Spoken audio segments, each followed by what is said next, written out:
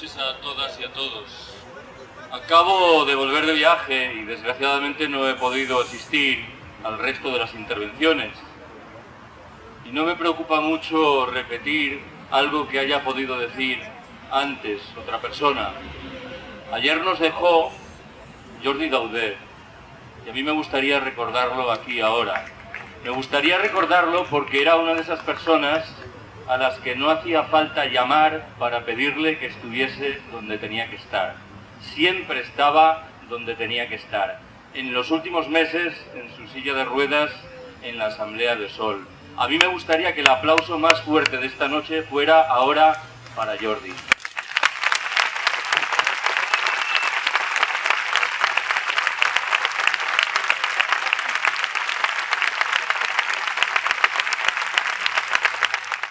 Primera de esas observaciones preliminares. Se ha discutido mucho y se discutirá más sobre la relación entre el decrecimiento y el capitalismo. Dejaré clara mi percepción. Mi proyecto de decrecimiento es orgullosamente anticapitalista. Lo digo de todas maneras, de manera más matizada. El proyecto del decrecimiento no es un sustituto de las contestaciones históricas que hemos conocido y defendido frente al capitalismo. Es un agregado a esas contestaciones. Eso sí, un agregado muy importante. Cuantas veces he tenido la oportunidad he dicho que cualquier proyecto de contestación del capitalismo en el mundo opulento, en el inicio del siglo XXI, tiene que ser por necesidad autogestionario, antipatriarcal, decrecentista e internacionalista. Si le falta alguno de estos pilares, estará equivocándose. Segunda precisión inicial. Como veréis inmediatamente, desde el decrecimiento decimos que en el norte rico tenemos que reducir los niveles de producción y de consumo. Alguien se preguntará inmediatamente, ¿y estáis defendiendo lo mismo en relación con los países del sur? La respuesta es no, pero si la renta per cápita de Burkina Faso o de Gaza y de Cisjordania, viva por cierto Palestina libre, es 30 veces inferior a la nuestra, no parece que tenga sentido que reclamemos que reduzcan sus niveles de consumo los habitantes de ese desgraciado país. Ahora bien, los habitantes de ese desgraciado país deben tomar nota de lo que nosotros, en el norte opulento, hemos hecho manifiestamente mal, siquiera solo sea para no repetir nuestros muchísimos errores. Tercera y última observación. En modo alguno deseo ignorar que en el norte rico también hay pobres.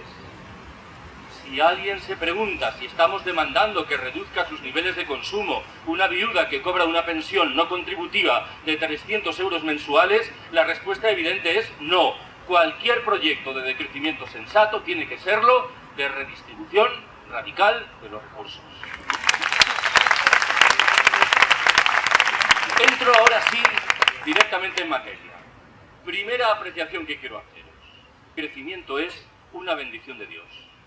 Lo que se nos viene a decir es que allí donde hay crecimiento económico hay cohesión social, servicios públicos razonablemente asentados, niveles altos de consumo, el desempleo y la desigualdad, en fin, no ganan terreno. Sobran las razones, a mi entender, para contestar todas estas supersticiones. Enuncio media docena. Primera, el crecimiento económico no genera, o no genera necesariamente cohesión social. China, como bien sabéis, ha crecido espectacularmente en los 20 últimos años. No creo que nadie sostenga en serio que China es un país socialmente más cohesionado hoy que 20 años atrás. En segundo lugar, la relación entre el crecimiento económico y la creación de empleo es mucho más nebulosa de lo que pudiera parecer. Las economías capitalistas desarrolladas han crecido notablemente en los 30 últimos años, en los cuales llamativamente han destruido empleos en términos absolutos. En tercer término, el crecimiento económico se traduce muy a menudo en agresiones medioambientales literalmente irreversibles que configuran un legado dramático para las generaciones venideras. Una cuarta observación me obliga a subrayar que, como bien lo acaba de subrayar Ladislao, el crecimiento económico facilita el agotamiento de recursos que sabemos que tampoco van a estar a disposición de esas generaciones venideras de las que acabo de hablar. En quinto lugar, estamos obligados a subrayar una obviedad. el crecimiento económico de los países ricos se asienta en un grado u otro en el expolio de la riqueza humana y material de los países pobres. Menciono un sexto y último dato que conduce el debate a la discusión individual.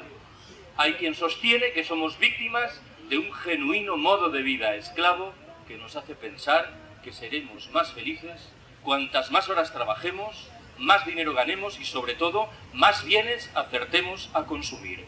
Detrás de ese modo de vida esclavo, como poco, hay tres instrumentos eficacísimos.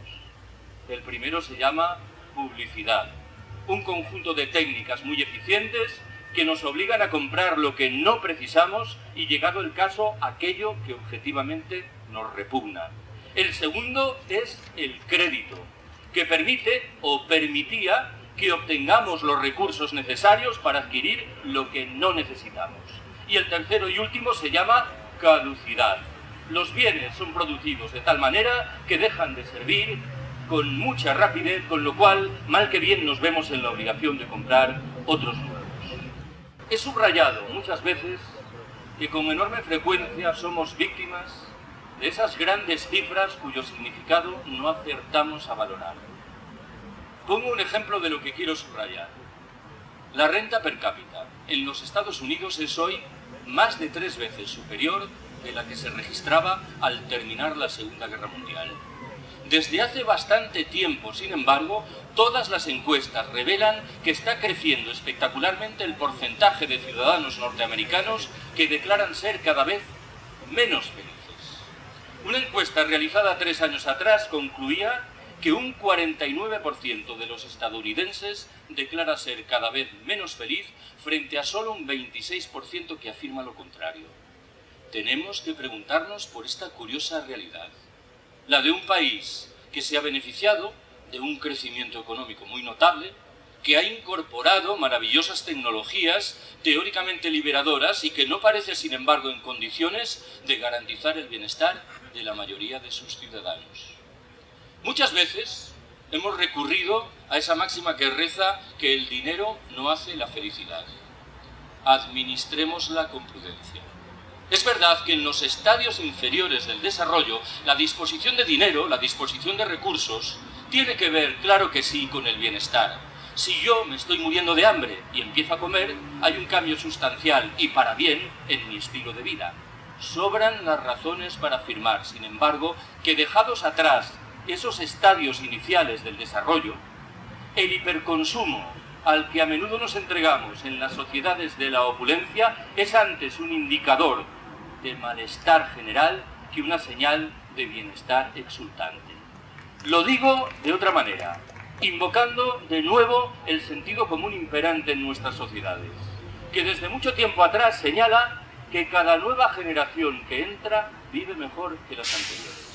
Mi abuelo vivió mejor que mi bisabuelo. Mi padre vivió mejor que mi abuelo. Yo he vivido mejor que mi padre. ¿Estamos en condiciones de afirmar que los jóvenes que entran ahora en el mercado de trabajo, es una manera de hablar, van a vivir mejor que mi generación? ¿Van a encontrar efectivamente un empleo? ¿Van a disfrutar de un subsidio de paro? ¿Se van a beneficiar dentro de 20, 30 o 70 años de una pensión? ¿Qué está ocurriendo en nuestras sociedades? No es lógico hablar de una crisis genuina de la civilización capitalista como un todo. Tercera observación que quiero haceros. Conciencia rotunda en lo que se refiere al relieve de un problema central: los límites medioambientales y de recursos del planeta.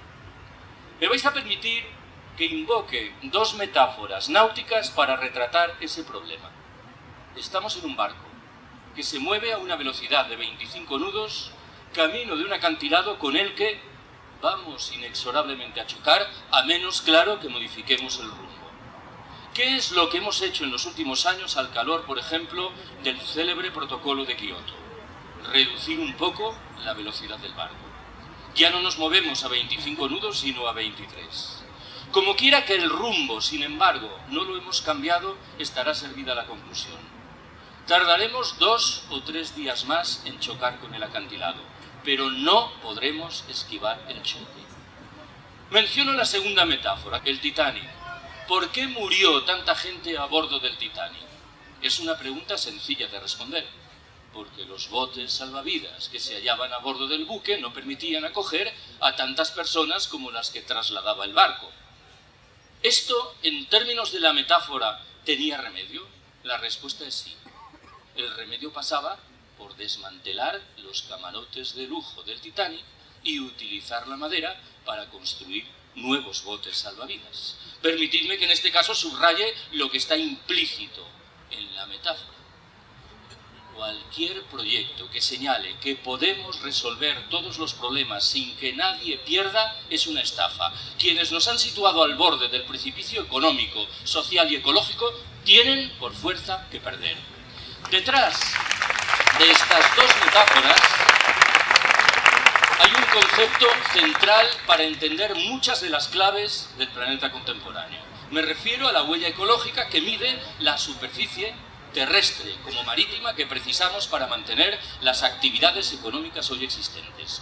Todos los estudios relativos a la huella ecológica concluyen que hemos dejado muy atrás las posibilidades medioambientales y de recursos que la Tierra nos ofrece. Y en este caso conviene subrayar lo que significa la primera persona del plural que acabo de utilizar.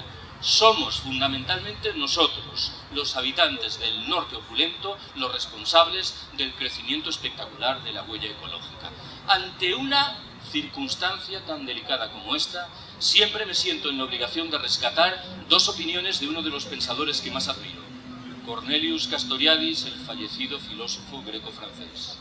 Castoriadis confesó hace 15 o 20 años que le producía mitad fascinación, mitad indignación comprobar cómo las personas que entre nosotros reivindican reformas políticas, económicas y sociales radicales son inmediatamente descalificadas como si se tratase de utopistas, de soñadores incorregibles. En tanto en cuanto, y sorprendentemente, nuestros gobernantes, que en el mejor de los casos miran a 2 años vista a las próximas elecciones, se nos presentan como personas ecuánimes que tienen respuestas objetivas a todos los problemas importantes.